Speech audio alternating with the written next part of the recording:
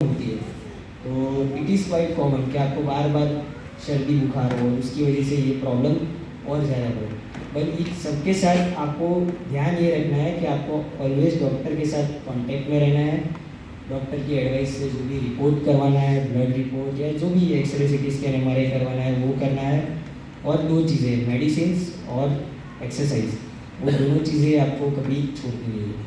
ऐसा पॉसिबल है, सबके लिए अलग अलग होता है। जैसे कि मेरे लिए कभी कभी ऐसा होता था कि एक दिन की एक्सरसाइज छूट जाए।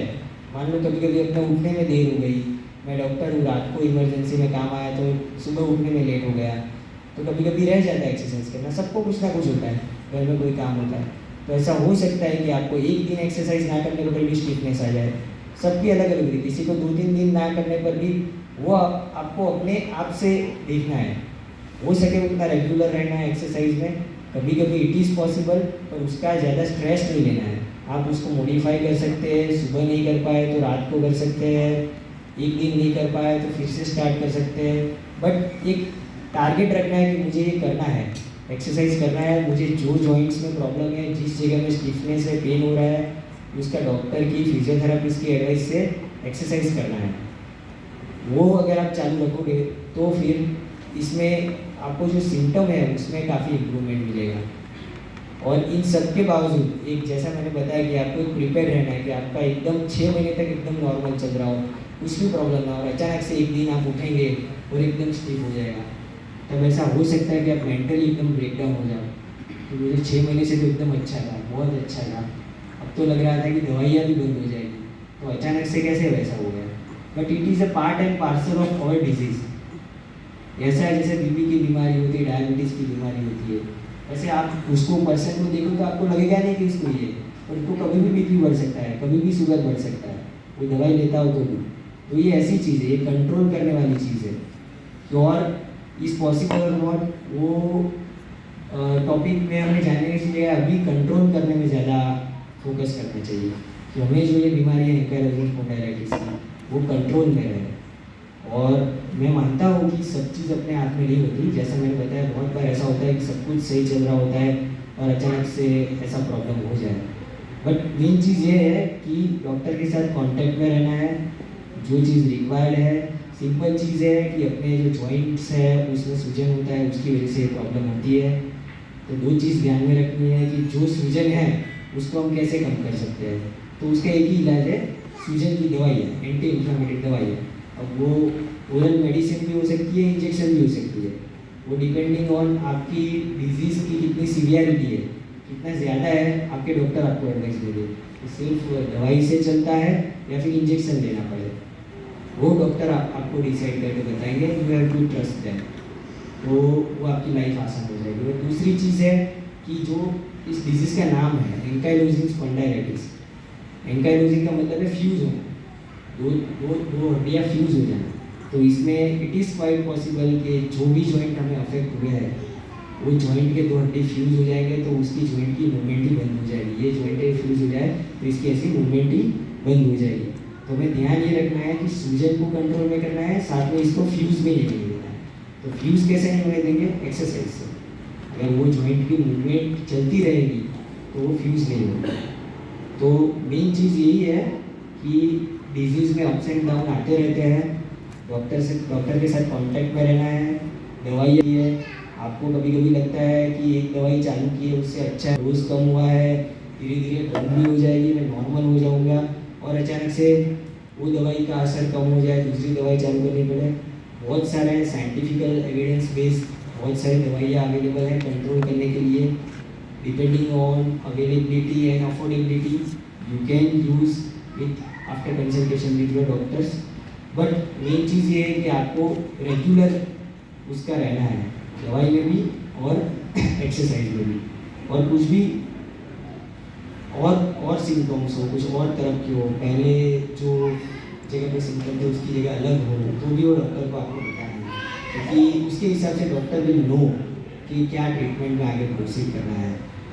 और बाकी बहुत सारी चीज़ें होती है, जैसे कि लंबी बीमारी है तो आपको जस्ट ये जॉइंट पेन वगैरह ये होगा, बुखार आता है, और बीमारी आती है, और बीमारियों में ये चीज़ बढ़ जाती है, थकान लगती है, बहुत सारे लोग शायद अभी उसके बारे में भूलेंगे भी कि थकान में क्या होता है, फटीग में क्या होता है, तो ये सब चीज़ भी साथ में मैनेज करनी होती है। जस्ट ऐसा नहीं है कि दवाई ली और पेन चला गया तो अपनी लाइफ नॉर्मल हो गई। बहुत सारी चीज़ें मिक्स होती हैं और मेन ये है कि स्ट्रेस जितना हो सके वो कम लेना है। स्ट्रेस अगर हम रखेंगे तो वो इनडायरेक्टली तो it will affect our health. फिर आप जितनी भी दवाइयाँ लोगे या जितना भी और मेजर्स करोगे, स्ट्रेस हमें अफेक्ट करेगा हमारे डिजीज़ को। तो वो जितना हो सके उतना कम करना है। तो उसके लिए जस्ट ये डॉक्टर की एडवाइस से जो मेडिसिन ले रहे हैं उसके अलावा बाकी बहुत सारी चीज़ें आप ट्राई कर सकते हैं। जैसे बाकी सारी डिजीज़ में भी एडवाइस की जाती है, ओवरऑल हेल्थ के लिए भी एडवाइस की जाती है कि योगा कीजिए, मेडिटेशन कीजिए, जो भी आपको कंफर्टेबल है, आपको टाइम मिलता है वो सब कर सकते हैं। हेल्दी चीज़ें सारी कर सकते हैं आप, उसमें कोई प्रॉब्लम नहीं है। Everything will benefit to some extent, कुछ ना कुछ तो फ़ायदा आपको होगा ही। बट ये चीज़ है कि आपको रेगुलर फॉलोअप करना है और हिम्मत नहीं हारना है। जैसे कि सर ने बताया अभी कि रादर देन कंसिडरिंग पेशेंट, हमें अपने आप को वॉरियर कंसिडर करना चाहिए। तो हम इससे लड़ रहे हैं, ये कोई जंग है हमारे सामने जिसके सामने हम लड़ रहे हैं एज अ वॉरियर। अगर पेशेंट एज अ पेशेंट हम अपने आप को कंसिडर करेंगे तो अपने आप के ऊपर दया आ जाएगी और अपने आप को ऐसा हेल्पलेस महसूस करेंगे कि इसका कोई इलाज नहीं है। बहुत सारे आप वीडियोस देखते होंगे, आपको इतने टाइम से बीमारी भी तो यूट्यूब में वीडियो देखते होंगे, एजुकेशनल वीडियो गूगल करते होंगे, बहुत सारी जगह में अलग अलग चीज़ें आपको दिखाई जाती है कि इसमें तो सालों के बाद ऐसा हो जाता है, थोड़े साल के बाद ऐसा हो जाता है, आदमी बेड से उठ नहीं पाता है, ये नहीं हो पाता है। सब कुछ हो सकता है, it is be our destiny, but हमारे हाथ में ये है कि वो ना हो उसके लिए हम क्या कर सकते हैं। तो वो ना हो उसके लिए जो भी अवेलेबल हमारे पास है डॉक्टर की सलाह से, दवाइयाँ, एक्सरसाइज, बाकी सब लाइफस्टाइल चेंजेस और स्ट्रेस फ्री लाइफ जो भी है वो हमें करना चाहिए। और एक दूसरे के जो भी एक्सपीरियंसेस है कि भाई ये दवाई से ये प्रॉब्लम होता है, ये तो वो डॉक्टर के साथ डिस्कस करना चाहिए।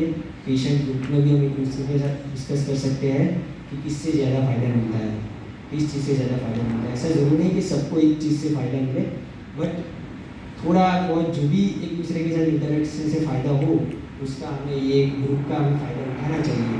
ये प्लेटफॉर्म हमें दिया गया है जिससे हम एक दूसरे के साथ डिस्कस कर सकें कि क्या क्या प्रॉब्लम आ सकते हो, उसके सामने मैंने किस तरह से टैकल किया, उसने किस तरह से टैकल किया, तो हमारी लाइफ आसान हो सकती है।